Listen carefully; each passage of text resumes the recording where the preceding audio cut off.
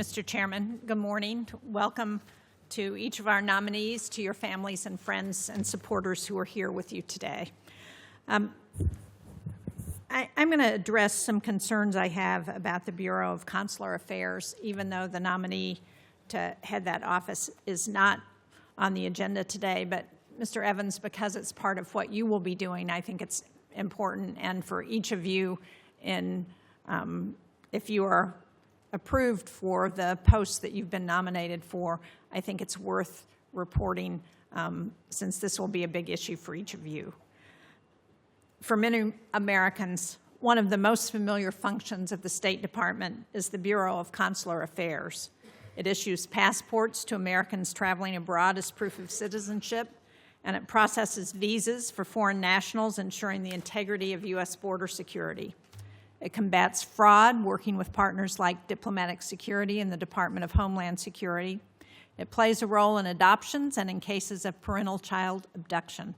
And it protects U.S. citizens overseas, assisting in emergencies such as arrests or hospitalizations or disasters.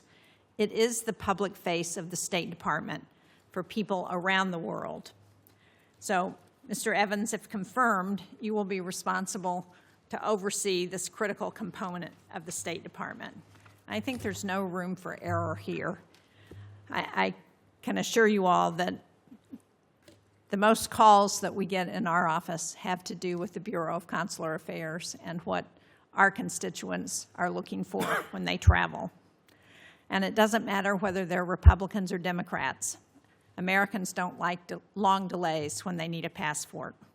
We saw this when travel resumed after COVID.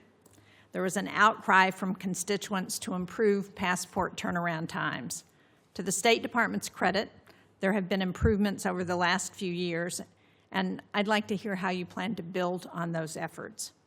One of the keys to avoiding backlogs is the smooth operation of the National Passport Center and the National Visa Center.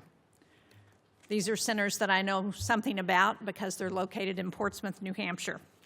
I have worked with them since I've been in the Senate and before that as governor. And I know that one of the challenges that they face is staffing. These centers not only need civil service and foreign service officers, they also rely on highly specialized contractors with security clearances who are not easy to replace once they're RIFed. So I hope to hear about how you plan to sustain these operations in light of recent staff reductions. State Department leadership understands the importance of consular affairs. That's why they made promises not to fire consular staff. Unfortunately, those promises were broken and consular staff have been eliminated.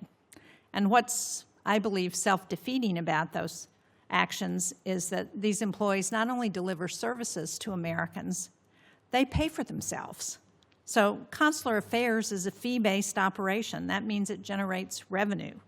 Cutting staff who earn money for the American taxpayer, I think, is not only short-sighted, but it's wasteful.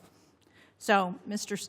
Evans, the Undersecretary for Management, is not only charged with the operations of the State Department, it's also responsible for the people working on issues like diplomatic security, training officers for deployment, and integrating AI into American diplomacy.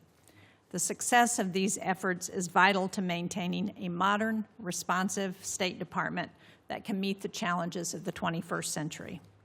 So, if confirmed, I'd like to hear how you intend to ensure that these missions are executed with nonpartisan, professional care that they require. And finally, to our nominees for ambassadors to Poland, Belgium, and Argentina, as the chairman said, these are very important allies for the United States. Whether it's strengthening NATO, building deterrence against Russia on Europe's eastern flank, countering China's influence in Latin America, all three of these posts carry significant responsibility. I look forward to hearing how, if confirmed, you would work to advance American interests and deepen ties with these key allies. Thank you all.